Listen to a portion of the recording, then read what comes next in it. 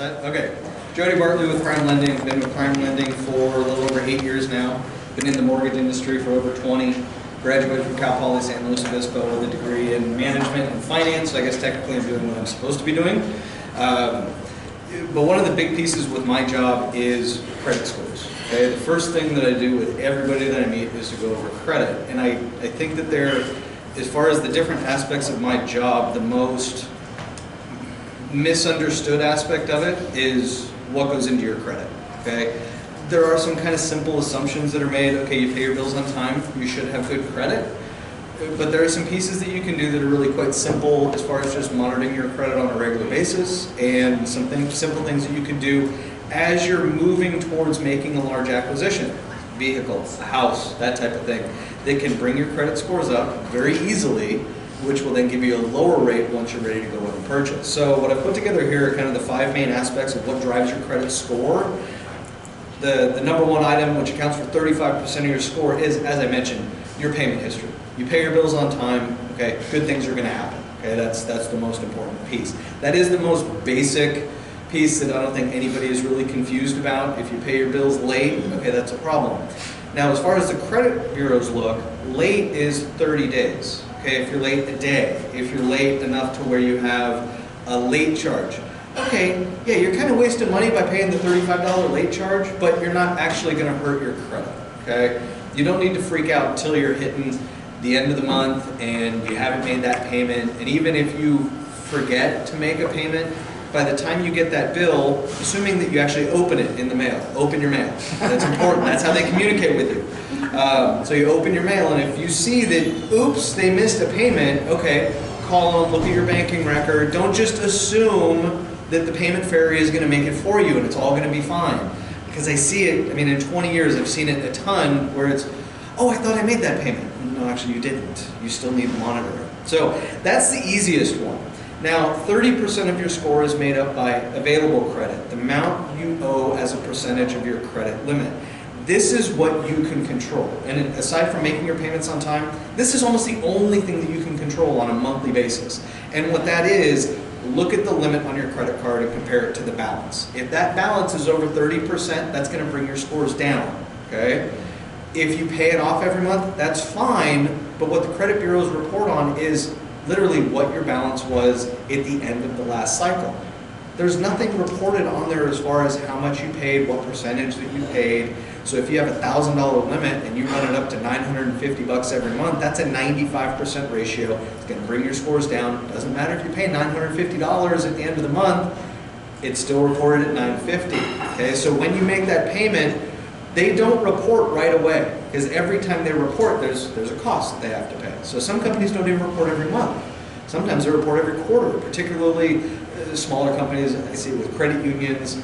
I think that's the most common one that I don't see report every month. Not all companies report to all bureaus, so you're going to see variance between each bureau. The credit scores range from 350 to 850. There are a lot of online credit monitoring programs, which are great to use. Find a free one, but don't put a whole lot of weight in the credit score, because the algorithm that they use for that is very different than what's used for mortgages, which is different than what's used for credit cards, which is different than what's used for car loans.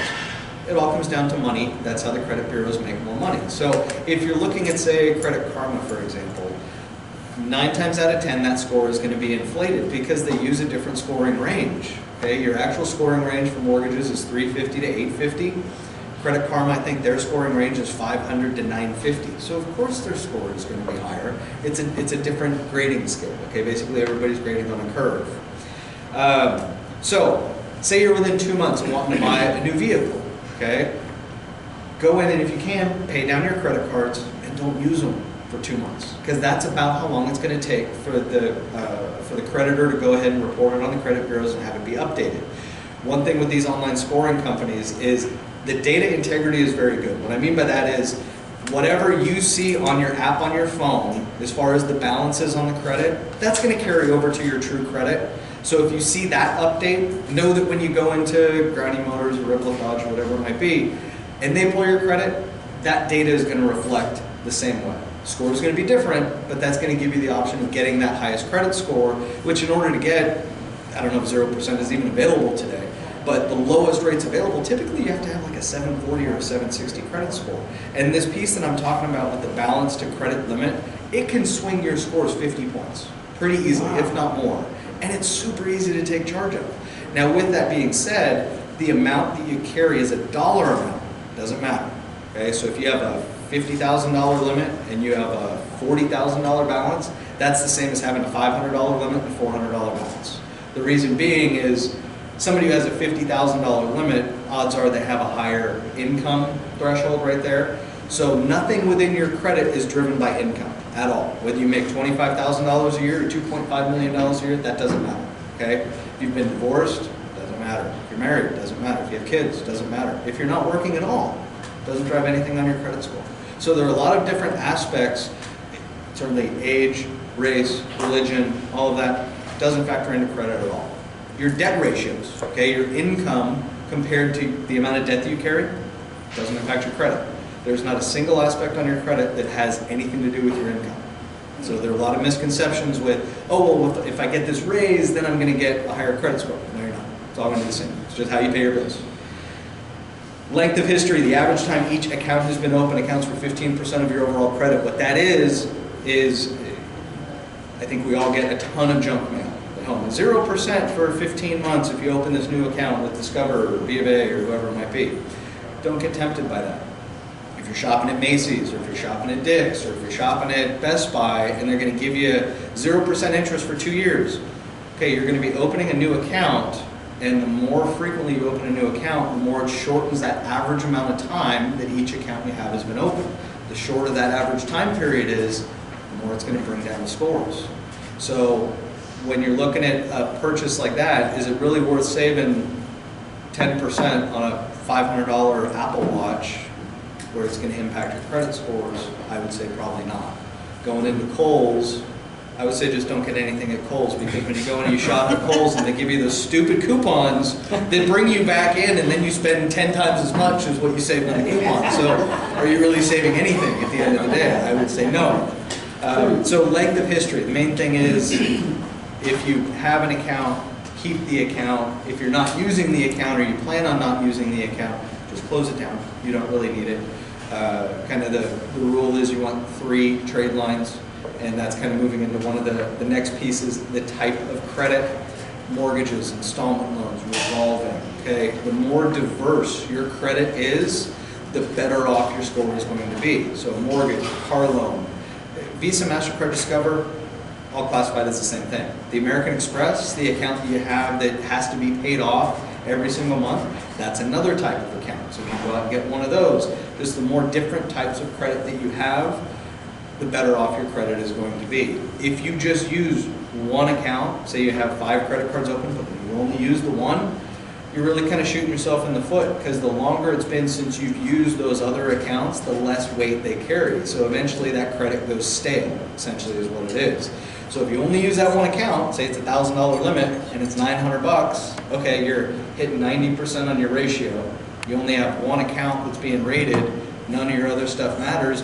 You might have credit scores in the mid-600s. That may not, it's not a bad score, but again, if the range is 350 to 850, you're kind of shooting yourself in the foot.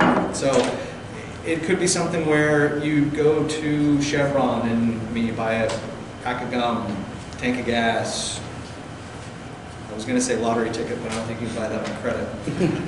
John's shaking his head like he does. I've tried that.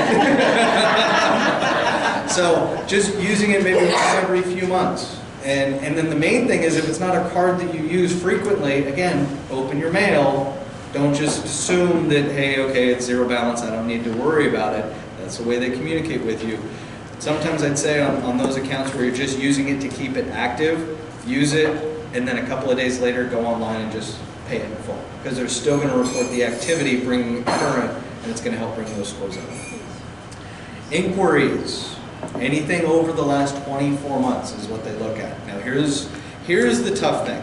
If you have a score that is on the lower range, and if you're shopping for a car, those auto finance companies, it's really kind of their job to find the best deal for you. And I've literally seen 30 inquiries for one vehicle purchase from one dealership, just because they're looking for the best deal. Now, they're not doing anything wrong. They're doing their job. They're trying to find you the best rate on the card and make your payments as low as possible so that you're happy. But when I'm looking at a page of inquiries, each of those are going to be weighted between 1 and 5 points. Do the math. Kind of hurts. Now, the more inquiries you have, the less weight they carry. The expression, the bigger they are, the harder they fall. If you have an 800 credit score and you have a late payment, your score might drop 150 points. If you have a 650 credit score and you have a late payment, it might drop 25. Okay? It's because each negative item carries less weight. Okay? Each account is rated exactly the same way. So if you have a credit card balance that's $10,000 and you have one that's $1,000, there's no variance between those two. It's still just that percentage. Collections. How many people in here think that it would be a good idea to pay off a collection if you happen to have one on your credit? Okay. No. This is one of the really frustrating things with credit. Never pay off a collection. Pay it before it becomes a collection. So that's why I say monitor your credit and open your mail, because that's how they're going to send you this info. But if you have a collection account, the fact that it is a collection balance doesn't matter. Whether it's $50,000 or it's a paid collection at $0. The dollar amount carries no weight. What happens is, if you have an open collection, say it's a medical collection from 5 years ago that you didn't even know about, maybe it's 35 bucks. Say, oh, this is stupid, I'm just going to pay it off. Okay, write out a check, 35 bucks, send it off to Butte County Credit, whatever it is. They update on your credit showing now it's a paid collection, but what you've done is you've now reset the negative reporting cycle, going from it being a 5-year-old unpaid collection to a brand new paid collection. And keep in mind what I said, balance doesn't matter. The more current an account is, the more weight that it carries on your credit. So you did the right thing and you paid off your collection, but your scores dropped as a result. So it's the most common thing that I see. Clients come in and say, oh, no, I spoke with only one bozo, and he said that I needed to pay off all my stuff. Well, unfortunately, now you have a 540 credit score, and now it's going to take even longer.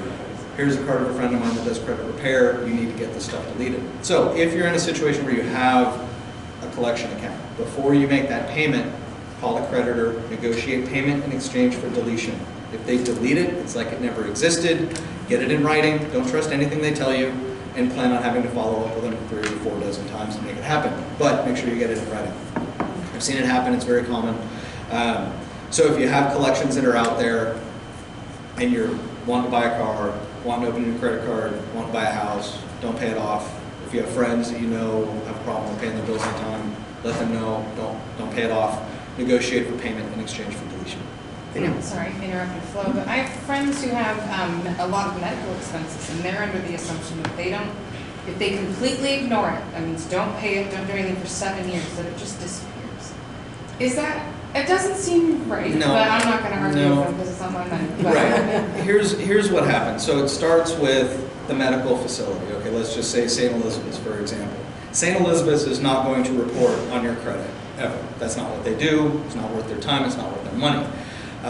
Once an account goes delinquent far enough, meaning it hasn't been paid for, and honestly I don't know the time frame, it might be 3 months, it might be 2 years, they will send it off to a collection agency. That collection agency pays pennies on the dollar for that account. So say it's a $1,000 account, they might pay St. Elizabeth's 50 bucks. Anything they get over 50 bucks is profit for them.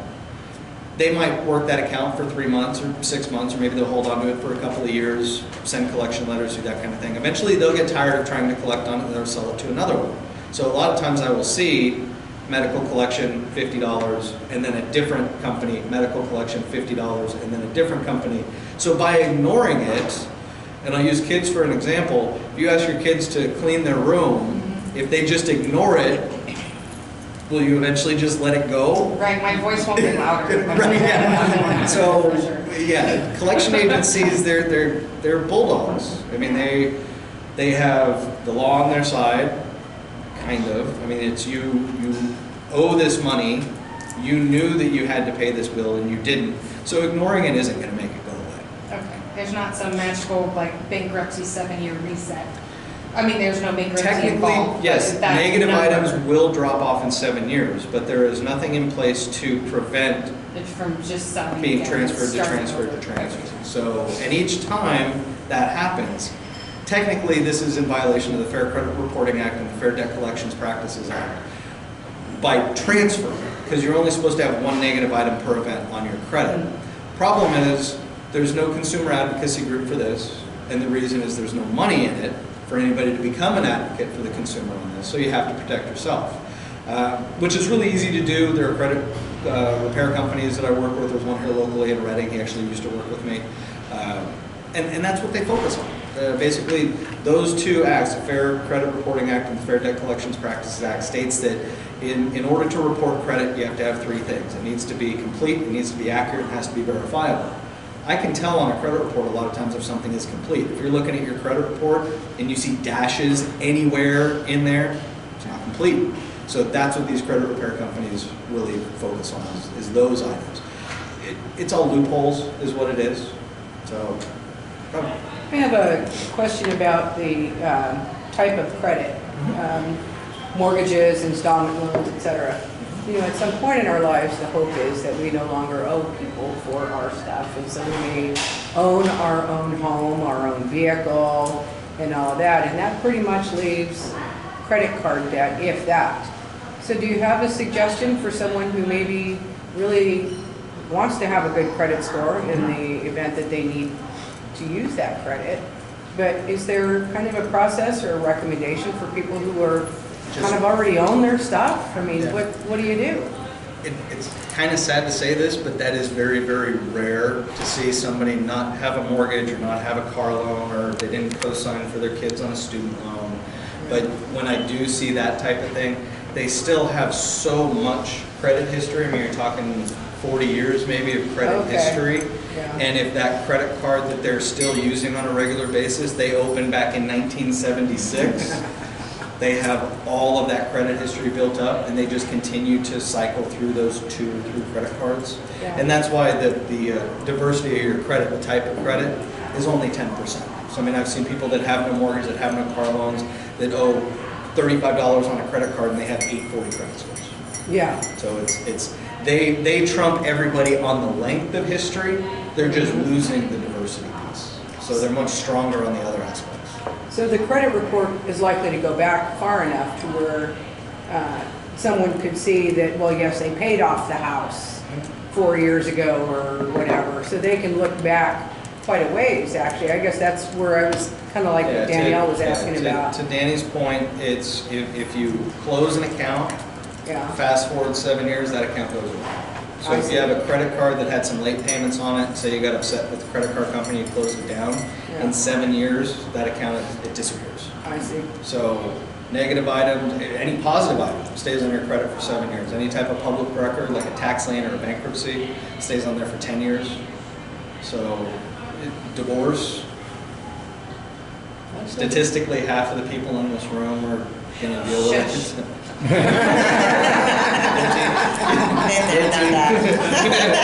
So here's the thing, if you get divorced, it doesn't hurt your credit. But what I recommend is don't trust your spouse. If they say, probably the reason you got divorced. But if they say they're going to pay the bill, don't assume. Monitor credit. Here's the other thing, your spouse has access to your address, your date of birth, social security, your full legal name. Monitor your credit. I've seen spouses open credit on behalf of their other part, and it's like, oh no, I don't want to press charges, it's the father of my children. Press charges. Yeah. He won't do it again after that. So yeah, monitor that stuff. So you go through the divorce, the judge says, okay, he has to pay this bill. Okay, that's all fine and dandy. Creditor doesn't care. So if they decide to go in and be vindictive and not pay that bill, it's going to hurt your credit. So just because you're getting divorced doesn't mean that you're going to have bad credit. I see it happen a lot where I got divorced and then the spouse didn't make all the payments as they said they were going to, or as the judge told them they had to, still hurt your credit. So it's kind of one of those things where you have to set your priorities. Is it the pride aspect of F him or her, that's their responsibility, or you know what, I want to be independent, I want to be able to buy my own house, buy my own car, and have my own credit, and not let them dictate my history or my future going forward. They already messed up your history, don't let them mess up the future too. So, John? Number 2 there, 30% available credit. I run probably 95% of my monthly purchases through a credit card, paid off at the end of the month. I nowhere near get to my limit each month, but would it be advantageous for me to always be pushing for a higher limit? A higher limit, yep, a higher limit could help. And really all of this doesn't really matter on a day-to-day basis unless you're that close to buying something. And I mean, really with a house, it's usually not something where you just walk out on a Saturday and then Sunday you get your keys. It takes time, right, Barbara and Vicki? So what I'll do when I meet with them is I'll say, okay, here's where your credit is right now. If you can pay down these accounts, and let's say it takes 2 months to find a house, okay, their score might go from a 650, where it's probably an FHA loan or USDA loan, up to maybe a 740, and then FHA is off the table. They're getting a lower rate, they're getting better mortgage insurance, they're just getting better loan terms altogether. But to your point there, yeah, if you can get the credit limit increased, but again, if you're going to buy something, then you just pay that down, or maybe spread that utilization over a couple of different accounts for a couple of months, keeping that balance at or below 30% of the limit, and it won't even impact you. Everybody wants their points, I think, a lot of it. It's like, I want my reward points. I'm buying Well, this yeah, anyway. yeah. Let's use the credit card. But yeah, no, if they don't care that I pay it every month, that's, Yeah. yeah. So yeah, there's nothing on the credit that shows what percentage of your balance that you paid. So They you- just show that I don't pay my late fees. Right, that's it. Still. And another misconception is that you have to pay interest in order to build credit. The credit card companies will tell you that. That's a little BS. You can go in, you can pay off your credit card every single month, not pay a penny in interest. The credit card companies are still going to report the activity. You've paid on time. This is what your balance was the previous month. Nowhere in there does it show, okay, they paid 95% of their balance, or they paid their minimum payment. Nowhere in there does it show that. So if they're telling you, oh, if you pay it off every month, you're not going to build your credit. Not true. I would, with that in mind, there's Aaron's Rent to Lease, they offer financing. A lot of people go there to get started on credit. Problem with that is you pay on that for 12 months or 18 months or 24 months or whatever it is, and then once it's all paid off, then they report it for 1 month. Doesn't help. So the easiest way to start credit is start with your bank, Umpqua, secured line of credit. So if you have no credit whatsoever, secured line of credit, basically what that is you give them a $300 deposit, they put it into a savings account that you don't have access to, they give you a $300 line of credit. Worst case scenario, you don't pay your bills, they suck the money right out of your savings account. Umpqua didn't lose anything in the deal. You as a consumer in that case now have really bad credit, probably won't be able to get anything for a while, but that's one way to do it. Another thing you could do, and I don't recommend telling your children about this, but you can add your child to one of your credit cards as an authorized user. We did this with Michael. He didn't even know. We had an American Express with a $20,000 limit and a safe with his name on it, which he does not know the code to. And he had a 780 credit score. And then he went out and opened an account at TJ Maxx. He made the payments though, so it's fine. And I mean, he just bought a house and he's doing good. But really, his only credit now is TJ Maxx, and we just bought a house with him down in Rockland where he's going to school. So without doing that, if we didn't put him on as an authorized user, we probably wouldn't have gotten the TJ Maxx bill, probably wouldn't have gotten the Harry Ritchie Jewelers account, which in hindsight would have been better for him to not get anyway. Don't get an account there. You're going to pay $600 for a $60 necklace. Yeah, that's how you start credit. So add your kid as an authorized user, let them kind of get their own credit, remove him as an authorized user so that there's no way that he could call in and say, hey, my new mailing address is this. Yeah. Where do I have a bill on American Express? So I closed down a bank, which is 2 credit cards. I opened up a bank with just 2 credit cards. How's that affect me? It's probably going to hurt your scores because you went from having older seasoned accounts to have 2 older seasoned accounts to having 2 newer ones. So depending on the amount of other credit that you have, basically what you do is, again, each account is rated exactly the same. So if you have one account that's open for 10 years and that's the only one that you have, and then you go out and open a brand new account, you've just cut your average length of time from 10 years to 5. And then you open a third one and now you're down to 3 and a third years. So depending on how many you have, it could have had a large impact or somewhat insignificant. Okay. We're out of time. Perfect. Okay. Thank you so much. Thank you very much for your time.